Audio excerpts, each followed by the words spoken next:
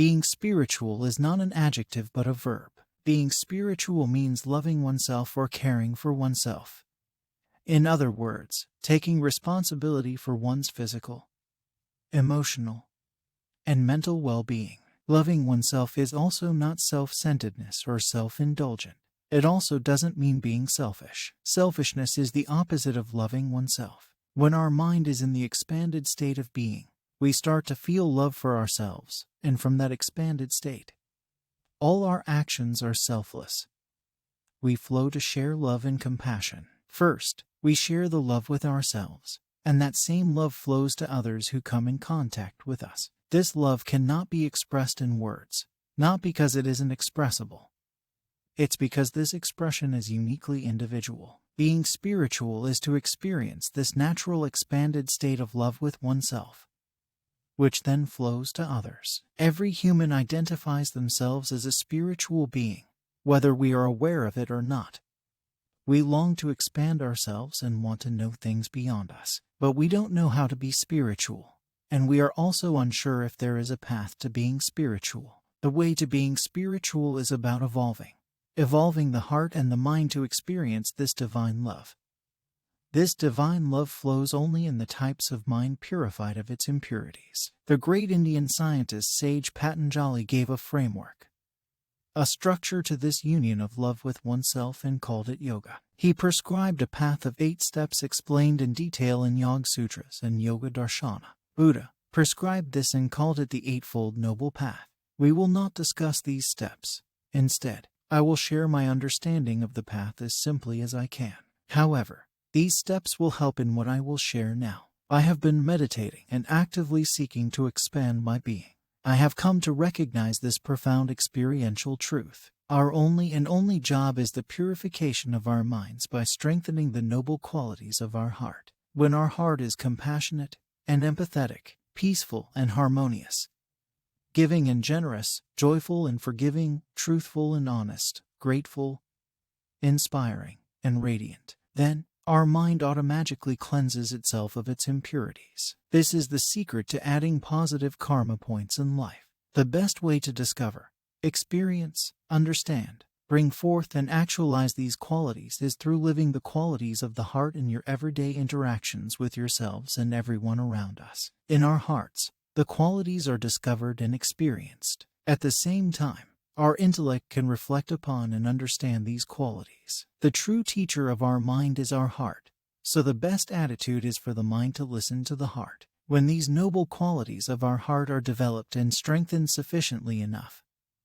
the spiritual law starts working. First and foremost, the law begins testing us with difficult situations and people as a filtration process. If we endure these tests while developing and strengthening these qualities with awareness and equanimity, a point comes when these qualities become our first nature. Once this happens, our job is over. We don't have to do anything further. The spiritual law takes over our being and uplifts us into higher spiritual levels or dimensions.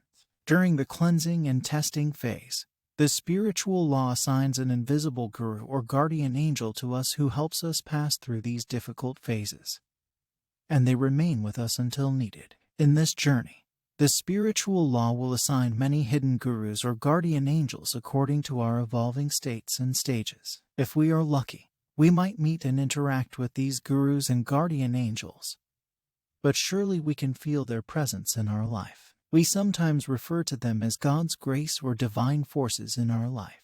You might ask, why invisible gurus or guardian angels? A simple answer could be to help us not become dependent.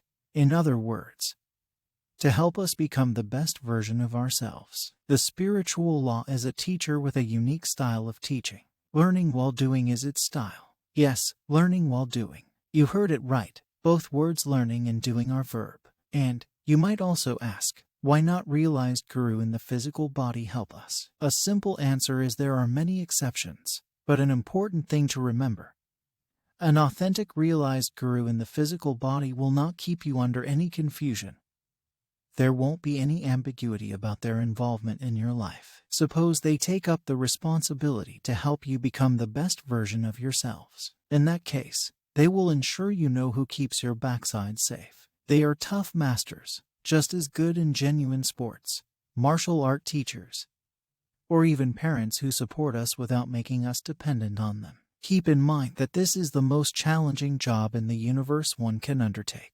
Therefore, only the best of the best masters would become the guide to someone in their spiritual journey, because to help you move forward, they would have to deal with your karmas of many lifetimes. Therefore, to be chosen, you must put in the genuine and sincere efforts required to develop the qualities of the heart, as mentioned earlier. In short, you should be the deserving candidate, and the spiritual law decides if you are that deserving candidate or not. Spiritually evolved people in the physical body are on the journey, undergoing a purification process themselves. Unless their hidden guru or guardian angel instructs them to become a guide to a single or many humans, they wouldn't want to distract themselves from their journey of self-purification, as well as they wouldn't take up this immense responsibility of guiding others just because they have a desire to do so.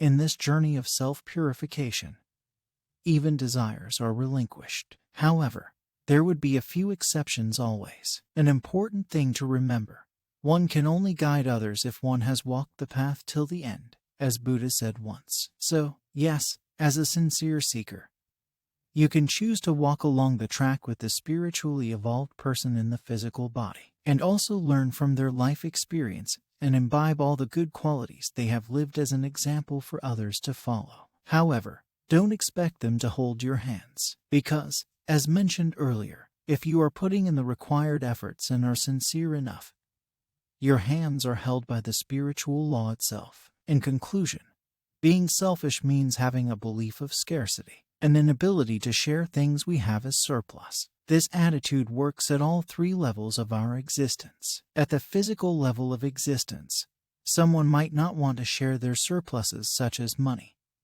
wearables, jewelry, food, and many other material belongings. Furthermore, at a mental level of existence, someone might not want to share their knowledge and wisdom due to the belief of scarcity, such as a fear of perceived self-loss and even a perceived gain received by others. Finally, at the highest emotional level of existence, someone might not want to share love, happiness, compassion, joy, and many other positive emotions with oneself and others. This is an error in our mind. We call it a mental impurity of our mind.